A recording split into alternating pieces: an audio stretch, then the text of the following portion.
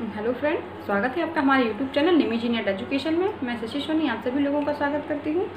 ठीक है, तो हम लोगों का चल रहा है यहाँ पे टीचर एजुकेशन। हम लोग टीचर एजुकेशन की बात कर रहे हैं कि एक अध्यापक की शिक्षा कैसी होनी चाहिए। ठीक है, तो टीचर एजुकेशन में हम लोग बात कर रहे हैं अपने पार्ट ए की। ठीक है, तो पार्ट ए में हम लोगों का क्या क्या हो चुका है, आपका हो चुका है अध्यापक शिक्षा का अर्थ, प्रकृति तथा विषय क्षेत्र, meaning, nature and scope of teacher education. ठीक है, ये हमारा हो चुका है। एवं अध्यापक शिक्षा कार्यक्रमों के प्रकार हो चुका है। ठीक है, टाइप ऑफ टीचर एजुकेशन। ठीक है, प्रोग्राम्स, अध्यापक शिक्षा के जो प्रोग्राम है, कार्यक्रम है, एनसीईआरटी एवं एनसीटीई के पाठ्यक्रम प्रलेखों में प्रारंभिक तथा उच्चतर माध्यमिक स्तरों पर आधारित अध्यापक शिक्षा पाठ्यचर्या की संरचना तथा इससे संबंधित दूरदृष्टि, ये हमारा हो चुका है। Type of teacher education programmes. ठीक है, the structure of teacher education curriculum and its vision in curriculum documents of NCERT and NCTE at elementary, secondary and higher secondary levels. ठीक है, तो ये हम इन पे चर्चा कर चुके हैं, पढ़ चुके हैं। यानी हमारी यूनिट 4 का पार्ट 1 चल रहा है, पार्ट ए चल रहा है। ठीक है, तो और इसके बाद हम लोगों को पढ़ना है, इसके बाद हम लोग को पढ़ना है इसमें organisation of components of pre service teacher education, transactional approach for foundation course. ठीक है, expository, collaborative and experimental learning, ये 3 चीज़ें हम लोगों को पढ़ना है। हिंदी में हम बताते हैं आपको सेवा पूर्व अध्यापक शिक्षा के घटकों का संगठन। ठीक है, सेवा पूर्व अध्यापक शिक्षा के घटकों का संगठन, समव्यवहार परक उपागम आधारित पाठ्यक्रमों के लिए। ठीक है, इसमें जो कौन कौन से पढ़ना है आपको, प्रतिपादक, दूसरा पढ़ना है सहयोगात्मक, तीसरा पढ़ना है अनुभवजन अधिगम। ठीक है, तो इसमें ठीक है, तो हमको पढ़ना है आपका सेवा पूर्व अध्यापक शिक्षा के घटकों का संगठन, सेवा पूर्व अध्यापक शिक्षा के घटकों का संगठन, समव्यवहार परक उपागम। तो इसमें आपको कौन कौन से पढ़ने हैं, प्रतिपादक पढ़ना है, सहयोगात्मक पढ़ना है तथा अनुभवजन्य पढ़ना है। 3 चीज़ों को इसमें पढ़ना है।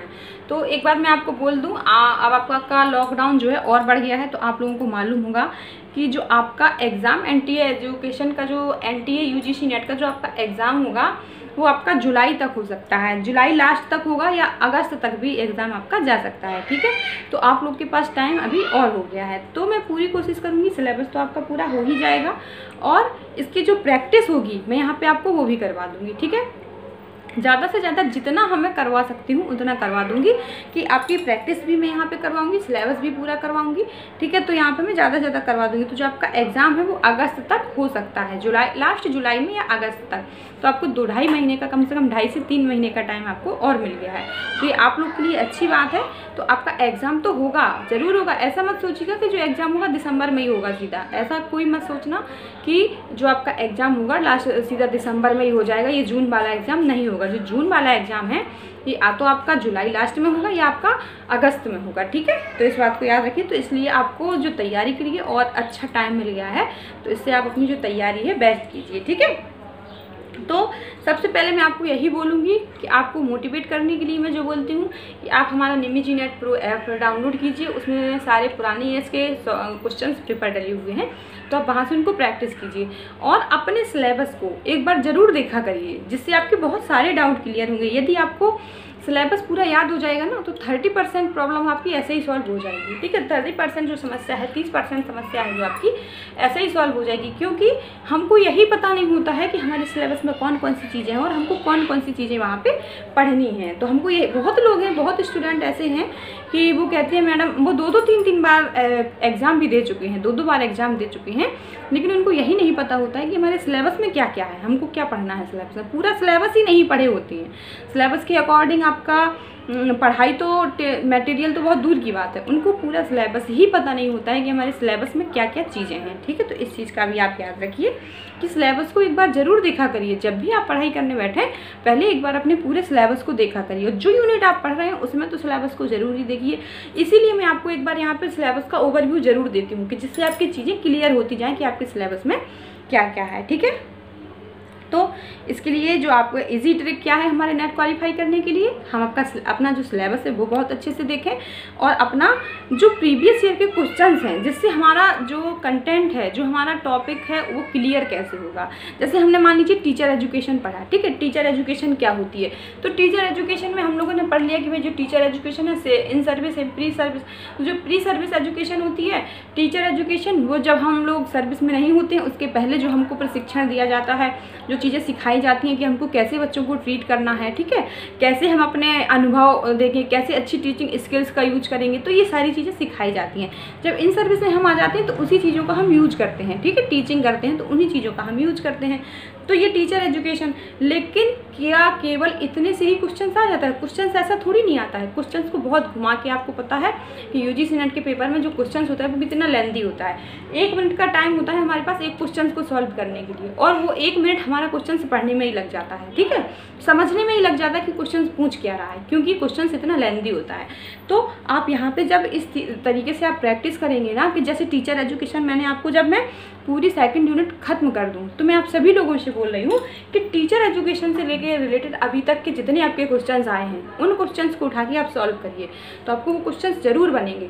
एक बार नहीं बनेंगे, दोबारा सॉल्व करिए। इससे क्या होगा कि जब आप सॉल्व करेंगे वो चीज़ आपको नहीं आएगी, फिर से आप देखेंगे कि मैडम ने प्री सर्विस में क्या बताया था, इन सर्विस में क्या बताया था, या जो आपके पास नोट्स हैं, बुक्स हैं, नहीं है तो गूगल्स पे देखिए कि प्री सर्विस क्या कहती है और इन सर्विस क्या कहती है, टीचर एजुकेशन क्या होती है, तो आप इस पे देखिए, ठीक है। तो टीचर एजुकेशन की अध्यापक शिक्षा क्या होती है, ठीक है।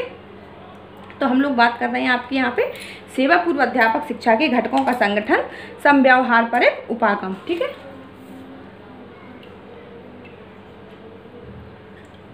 समव्यवहार परक उपागम, यहाँ पे हमारा चल रहा है यूनिट 4, यहाँ पे हम लिखते हैं यूनिट 4 पार्ट ए चल रहा है अभी, ठीक है। यूनिट 4 का पार्ट ए चल रहा है, आज ये समाप्त हो जाएगा, ठीक है। पार्ट ए में जितने भी टॉपिक है मैं क्लियर करवा चुकी हूँ। यदि आपको नहीं आपने देखे हो तो हमारे पिछले वीडियोस पे जाके जरूर देख लीजिए, ठीक है। तो यहाँ पे हम लोगों को पढ़ना है कि सेवा पूर्व अध्यापक शिक्षा के घटकों का संगठन, समव्यवहार परक उपागम, ठीक है। इसमें हमको कौन कौन से आधारित पाठ्यक्रमों के लिए, ठीक है, आपके जो सिलेबस में लिखा हुआ है कि जो समव्यवहार परक उपागम है आधारित पाठ्यक्रमों के लिए, आधारित पाठ्यक्रमों के लिए,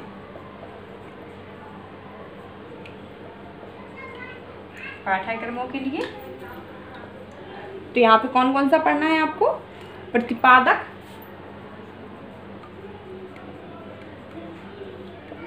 सहयोगात्मक, और तीसरा आपको पढ़ना है अनुभव जन्य अधिगम, ठीक है, अनुभव जन्य अधिगम। ये आपके सिलेबस में लिखा हुआ है, जो लैंग्वेज आपके सिलेबस में लिखी हुई है, मैं यहाँ पे उस चीज की बात कर रही हूँ, ठीक है, वही चीज पढ़ रही हूँ और उसी तरीके से आपको समझा रही हूँ, ठीक है। तो इसमें आपको इंग्लिश में क्या बोलेंगे, इंग्लिश में अभी आपके इसको पढ़ के बता दे रही हूँ मैं।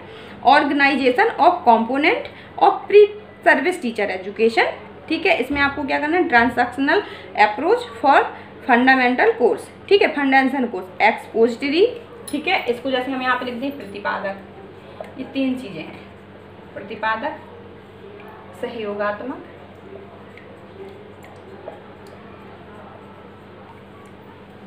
अनुभवजन्य।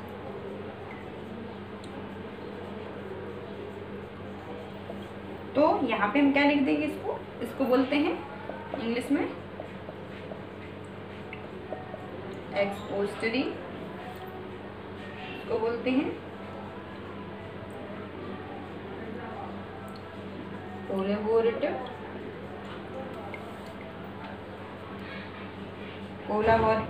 एंड इसको बोलते हैं एक्सपीरियंटल,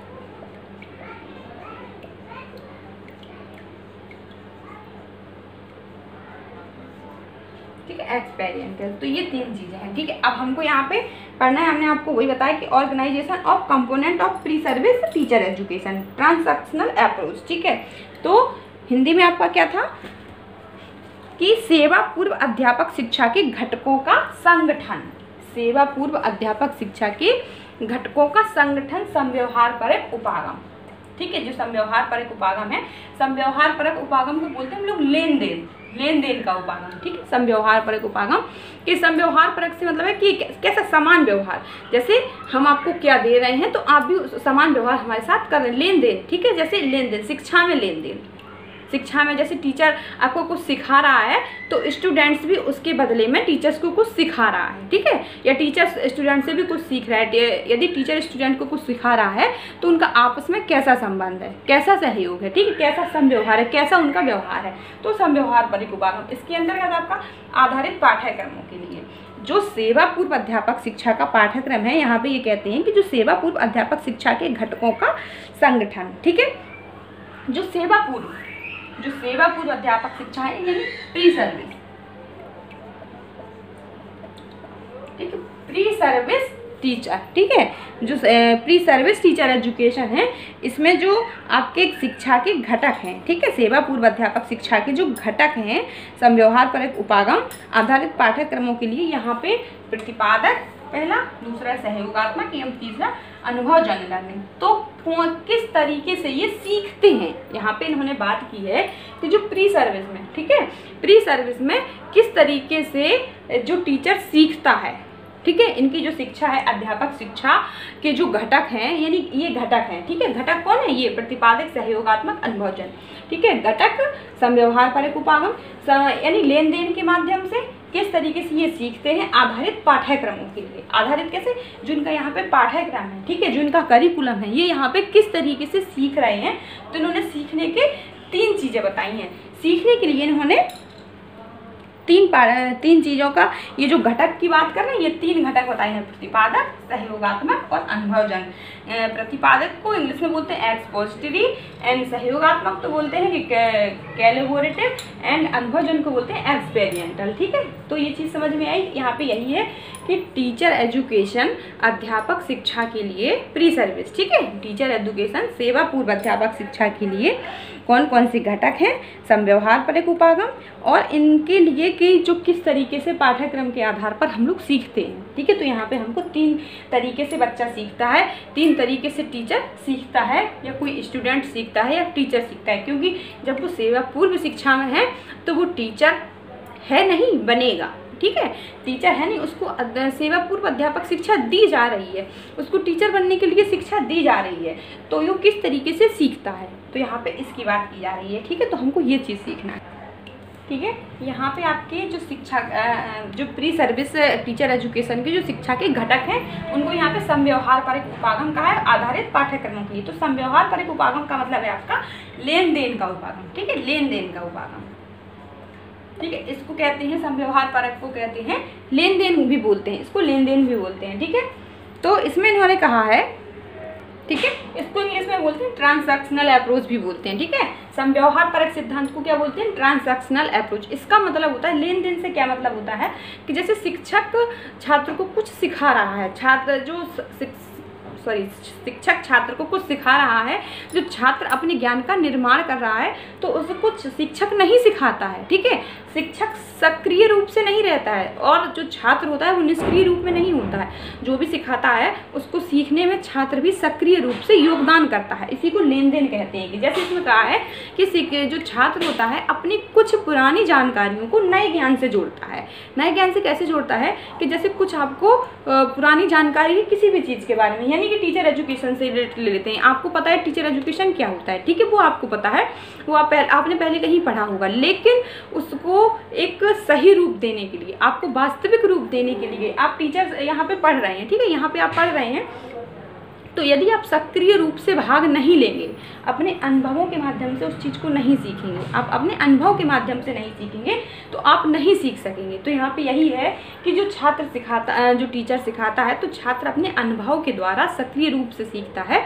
इसी को लेन देन का सिद्धांत कहते हैं कि अपने ज्ञान में वृद्धि करता है, पुराने ज्ञान को नए ज्ञान से जोड़ता है, ठीक है। टीचर उसको निष्क्रिय रूप से नहीं सिखाता है, जो टीचर होता है वो उसको सिखाता है, लेकिन छात्र सक्रिय रूप से सीखता है, अपने अनुभव के माध्यम से अपने ज्ञान में वृद्धि करता है।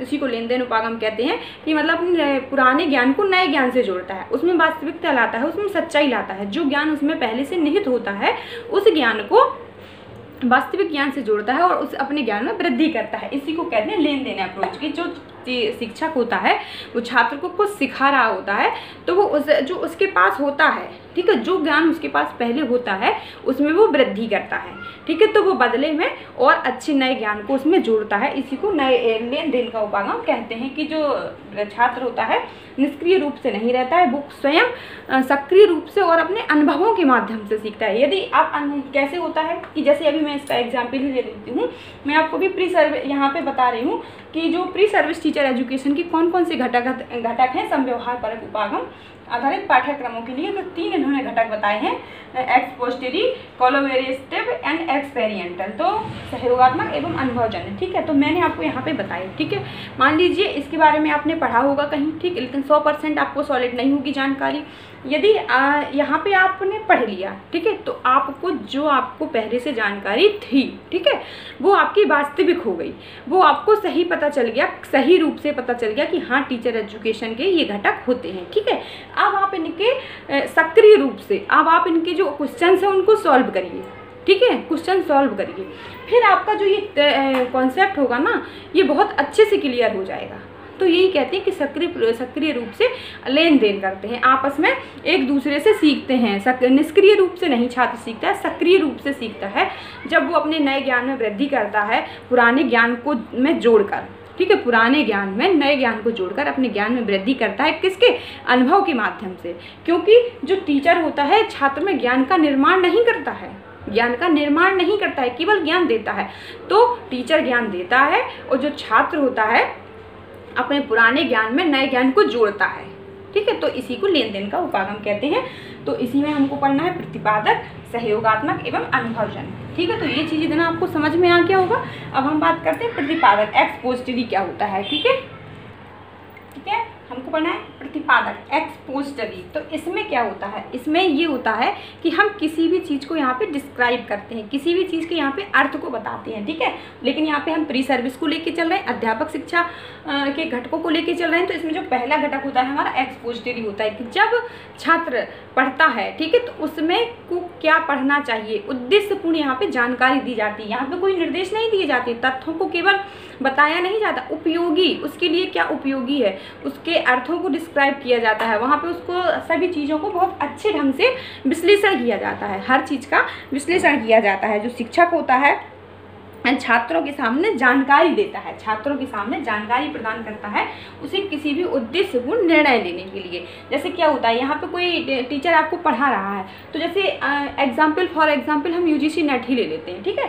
तो यहाँ पे जो नेट का एग्ज़ाम है इसको लेके सभी के मन में बहुत अलग अलग कन्फ्यूज़न बने रहते हैं, क्योंकि होता क्या है, कोई कहता है ये बहुत टफ होता है, ठीक है, इसका सिलेबस, कोई भी टीचर बोलते हैं इसका सिलेबस बहुत टफ होता है, ठीक है। तो होता क्या है, यहाँ पे हमको सही सही जानकारी नहीं दी जाती है, ठीक है, केवल एक इंस्ट्रक्शन दे दिया जाता है, जो हमको केवल निर्देश दे दिए जाते हैं, निर्देश, लेकिन यहाँ पे निर्देश नहीं दिए जाते हैं, किसी भी चीज़ की केवल व्याख्या नहीं की जाती है, उपयोगी व्याख्या की जाती है जो सही है सिद्धांतों की। जैसे कोई भी हमको कोई चीज़ पढ़ानी है, ठीक है, तो हम एग्जाम्पल के माध्यम से उसको डिस्क्राइब कर देंगे कि जो छात्र है उसको बहुत अच्छे से समझ सके और अपना उद्देश्यपूर्ण निर्णय ले सके। जैसे यहाँ पे यदि हम एनटीए एग्जाम का सिलेबस बहुत आसानी से, बहुत इजीली आपको डिस्क्राइब कर देंगे, बहुत अच्छे से समझा देंगे, लेकिन इंस्ट्रक्शन नहीं देंगे, ये नहीं बताएंगे कि वो बहुत अच्छा होता है, यूजीसी नेट का एग्ज़ाम हमको करना चाहिए कि नहीं करना चाहिए, ये इंस्ट्रक्शन नहीं देना है। यहाँ पे एक इतने अच्छे से किसी भी चीज़ की अर्थ की व्याख्या करना है, कोई भी चीज़ डिस्क्राइब करना है,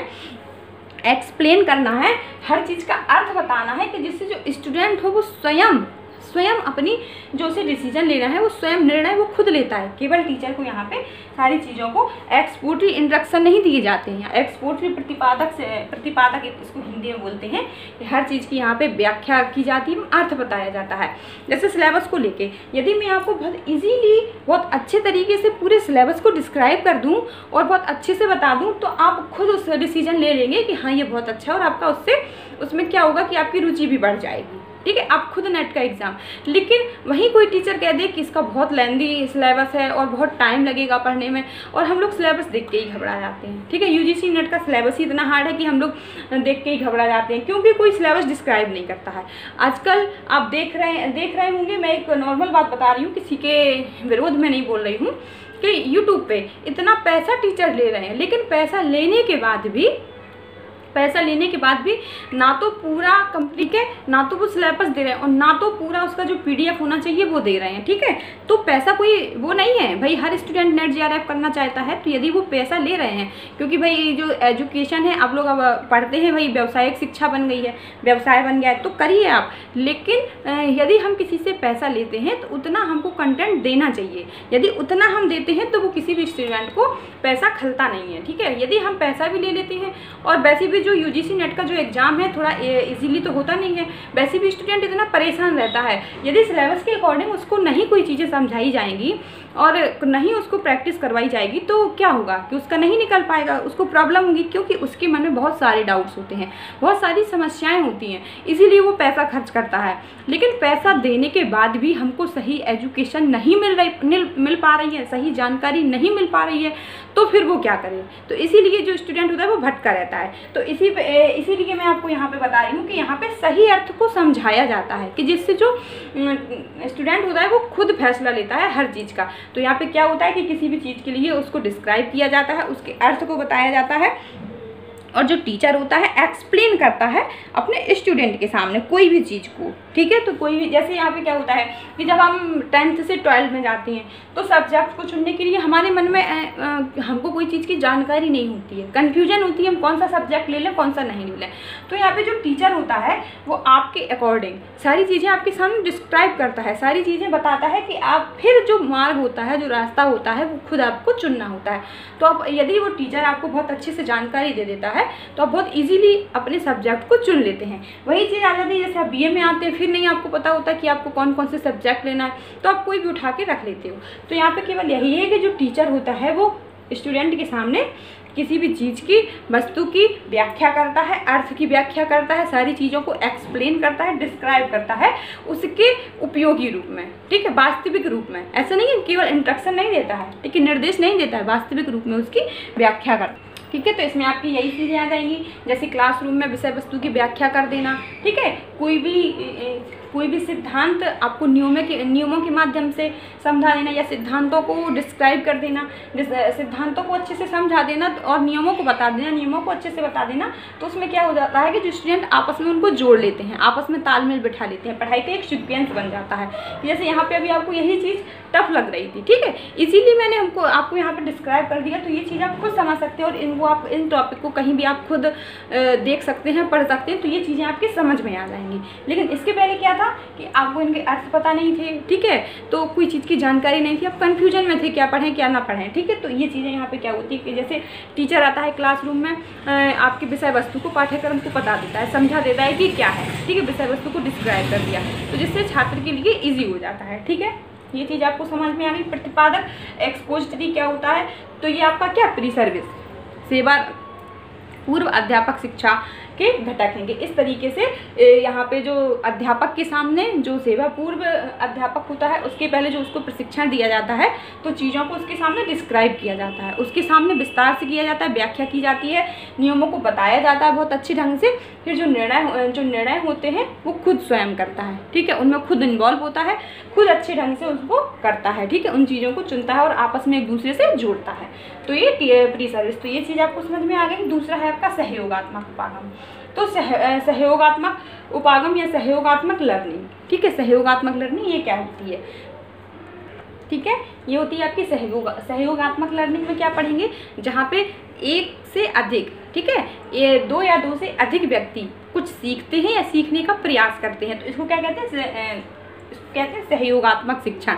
ये आपस में सक्रिय होते हैं, जो प्रत्येक व्यक्ति होता है वो स्वयं पर निर्भर होता है, ठीक है, स्वयं कुछ सीखता है और दूसरे को उसके प्रति जवाबदेह भी होता है, तो इसको कहते हैं सहयोगात्मक शिक्षण। जैसे हम कोई भी चीज़ सीख रहे हैं, जैसे मान लीजिए इसमें आपका हम एग्जाम्पल ले लेंगे कि कोई भी चीज़ ग्रुप है, कोई छात्र सीख रहे हैं, ठीक है, तो आपस में वो आपसे कुछ पूछते हैं, आप उनको कुछ बताते हैं, उनकी जो वार्तालाप होती है वो एक दूसरे से पूछते हैं, तो सहयोग के साथ सीखना। यदि आपने उनको कुछ बताया, जैसे आपकी जो ग्रुप चैट होती है, ये एंटी एजुकेशन के ग्रुप बने हुए हैं, इनमें क्या, ये सहयोगात्मक शिक्षण का एग्जाम्पल है कि यहाँ पे हम जिसके पास जो है वो उस रूप में उसका सहयोग कर रहा है। जैसे कोई भी क्वेश्चंस में किसी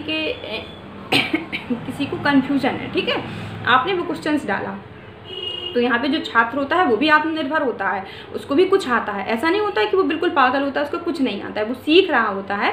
तो किसी ने कुछ डाला, किसी ने उसका आंसर सही बताया, लेकिन उसको वो समझ में नहीं आया, उसका आंसर रॉन्ग होगा, तो फिर दूसरे ने बताया। किसी के पास PDF नहीं है तो उसने PDF डाल दिए, उन्होंने कहा मैं इसका डाल रहा हूँ, आपके पास इस टॉपिक का हो तो आप इसका। तो जो ये आपका जो ग्रुप चैटिंग चल रही है, ये सहयोगात्मक शिक्षण का ही एग्जाम्पल है। ठीक है, तो सहयोगात्मक शिक्षण में होता है आपका 2 या 2 से अधिक व्यक्ति आपस में सीखते हैं या सीखने का प्रयास करते हैं। इसको क्या कहते हैं? सहयोगात्मक शिक्षण कहते हैं। ठीक है, ठीक है, जैसे यहाँ पे लिख सकते हैं कि जब छात्रों के समूह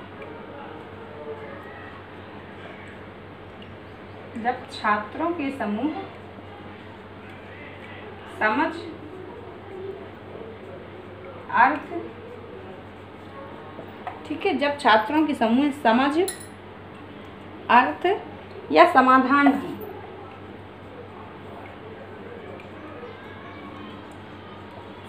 की खोज के लिए एक साथ कार्य करते हैं। ठीक है, खोज के लिए एक साथ कार्य करते हैं, तो इसको कहते हैं सहयोगात्मक शिक्षण कहते हैं। जब छात्रों के समूह समझ, अर्थ, समाधान की खोज के लिए एक साथ काम करते हैं, तो इसको क्या कहते हैं? सहयोगात्मक शिक्षण कहते हैं। ये कैसे?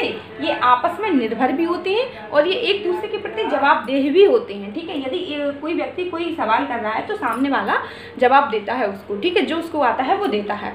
ठीक है, तो यहाँ पे क्या होता है कि जब छात्रों के समूह समझ, अर्थ तथा समाधान की खोज के लिए एक साथ कार्य करते हैं, जैसे हम लोग अभी एजुकेशन के लिए सब एक दूसरे से पूछते हैं, इसीलिए तो ग्रुप बनते हैं कि हम एक दूसरे से पूछ सकें, आपको क्या नॉलेज है, आप हमको बताइए, जो नॉलेज हमको होगी हम आपको बताएंगे। ठीक है, तो ये सहयोग के साथ सीखते हैं, लेकिन ये मेथड बहुत अच्छा होता है, बहुत इजीली होता है। इससे क्या होता है कि जो नॉलेज होती है हमारी बढ़ती है। तो यही यहाँ पे कहा कि जो प्री सर्विस सेवा पूर्व अध्यापक की जो शिक्षा के घटक होते हैं उनमें ये होता है एक सहयोगात्मक तरीके से ये सीखते हैं। ठीक है, सहयोगात्मक तरीके से इन लोगों को सीखना चाहिए। आपको हमने इसमें एग्जाम्पल बताया ही है, आपका ऑनलाइन चैट हो गया,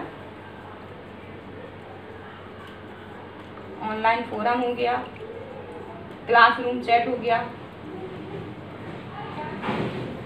ग्रुप चैट हो गया। ठीक है, क्लासरूम चैट या इसी को ग्रुप चैट भी बोलते हैं, क्योंकि जो क्लास के बच्चे होते हैं उन्हीं को तो हम चैट में शामिल करते हैं। ठीक है, कंप्यूटर चर्चा हो गई, इसके अंतर्गत ही आ जाएगा। तो यहाँ पे आप लोग को बहुत अच्छे से समझ में आ गया होगा। अगला आपका आता है अनुभवजन्य शिक्षण। ठीक है, तो ये सहयोगात्मक शिक्षण बहुत अच्छे से समझ में आ गया। यहाँ पे मैं आप सभी लोगों से ये तो समझा ही रही हूँ और ये भी कहूँगी कि आप लोग यदि एक दूसरे के सहयोग के साथ पढ़ेंगे तो नेट आपका बहुत जल्दी निकल जाएगा। ठीक है, यदि आपसे कोई भी छात्र कोई भी चीज़ मांगता है, क्या होता है कि यदि हमको नॉलेज होती है तो हम कहते हैं हमको नहीं पता, हमको कुछ नहीं आता, लेकिन आते हुए भी मना कर देते हैं। तो ऐसा नहीं करना चाहिए, सहयोग के साथ हमको शिक्षण करना चाहिए, क्योंकि कोई भी छात्र कोई भी व्यक्ति विद्वान नहीं होता है। ठीक है, उसको सब कुछ नहीं आता है, शायद आपको लग रहा है उसको कुछ नहीं आता है, लेकिन जब आप उसको बताएंगे तो बदले में वो आपको भी कुछ ना कुछ जरूर बताएगा, जो चीज़ की आपको शायद नॉलेज ना हो। ठीक है, तो सहयोग के साथ यदि हम सीखते हैं तो और अच्छा हमारा शिक्षण होता है। तो हम लोगों को UGC नेट की तैयारी भी सहयोग के साथ ही करनी चाहिए। ठीक है, तो यहाँ पे प्री सर्विस की बात की, उन्होंने कहा कि जो सेवा पूर्व अध्यापक की शिक्षा होती है उसमें जो सहयोगात्मक शिक्षण के माध्यम से ये लोग सीखते हैं। ठीक है, अगला आपको है अनुभवजन्य एक्सपीरियंस। ठीक है, अनुभवजन्य लर्निंग, एक्सपेरिएंटल लर्निंग। इसमें क्या होता है कि जो शिक्षा होता है वो वो अनुभव के माध्यम से सीखते हैं। ठीक है, प्रायोगिक तरीके से सीखते हैं। तो इन्होंने कहा है कि बच्चे को केवल किताबी ज्ञान नहीं देना चाहिए, सैद्धांतिक ज्ञान केवल नहीं देना चाहिए, इसको क्या एक्सपेरिएंटल लर्निंग भी अनुभव के माध्यम से, उसके अनुभवों के माध्यम से, प्रयोग के माध्यम से उसको सिखाना चाहिए। कि सैद्धांतिक ज्ञान जैसे हम जो चीज़ें आपको सैद्धांतिक बता रहे हैं उनका अप्लाइड मोड, ठीक है, उनकी दिशाओं को वो किस तरीके से व्यवहारिक जीवन में लागू होता है, प्रायोगिक तरीके से यदि हम उसको करके एक बार दिखा देंगे, करके सिखा देंगे, तो वो जो चीज़ होगी वो हमारी हमेशा के लिए हो जाएगी। होता क्या है, जो सैद्धांतिक ज्ञान होता है उसको हम रट लेते हैं, याद कर लेते हैं, वो कुछ टाइम के लिए होता है, लेकिन उसी चीज़ को यदि हम प्रायोगिक तरीके से करेंगे, अनुभव के माध्यम से करेंगे, तो क्या होगा कि वो जो हमारा ज्ञान होगा वो वास्तविक तरीके से हमेशा के लिए हो जाएगा। तो इन्होंने यहाँ पे यही कहा है कि जो शिक्षा होनी चाहिए वास्तविक होनी चाहिए। जैसे अनुभवजन्य माध्यम में आपका एक जॉन डीवी का भी नाम आता है, जॉन डीवी के नाम नाम आपने सुना होगा, जीन पियाजे का नाम सुना। इन्होंने जो भी चीज़ें सिखाई करके सीखे, अनुभव को इन्होंने महत्व दिया कि धीरे धीरे प्रायोगिक तरीके को इन्होंने महत्व दिया। इन्होंने कहा कि जो जीन पियाजे थे, आपकी जॉन डेवी थी, इन्होंने अनुभव को महत्व दिया। कर्ट लेविन हुए, यहाँ पे हम इनका नाम भी लिख देते हैं, ठीक है, जॉन डेवी, कर्ट लेविन हुए, जीन पियाजे हुए,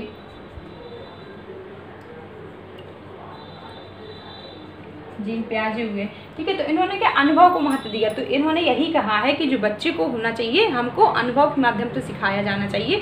किताबी भाषा को, सैद्धांतिक ज्ञान को प्रायोगिक तरीके से सिखाया जाए। जैसे प्री सर्विस टीचिंग है, ठीक है, प्री सर्विस की बात इन्होंने की कि जो सेवा पूर्व शिक्षा है, इसमें क्यों इन्होंने प्रशिक्षण को महत्व रखा, कि इसीलिए इन्होंने रखा कि जो कुछ टाइम होता है सैद्धांतिक ज्ञान होता है, जो हम पढ़ के पेपर देते हैं और पास होते हैं, लेकिन कुछ ज्ञान जो ऐसा होता है जो एक्सपेरिमेंटली होता है, हम खुद ट्रेनिंग ली जाती है, वहाँ पे ट्रेनिंग दी जाती है, हमको पढ़ाने की ट्रेनिंग दी जाती है, 3 महीने का वर्क होता है या 1 महीने का वर्क होता है। तो ये इन्होंने प्रायोगिक, क्योंकि जब हम वो प्रैक्टिकली करेंगे, जैसे हमने किसी को बताया कि बच्चे, सिखा दिया कि बच्चे को इस तरीके से पढ़ाना चाहिए, टीचर के अंदर बच्चे को टीचर को बच्चों के साथ अच्छा व्यवहार करना चाहिए, ये चीज़ें हमने केवल पढ़ा दी, लिख दिया, ये इंस्ट्रक्शन दे दिए, निर्देश दे दिए, तो वो उतनी अच्छे से नहीं सीखेगा।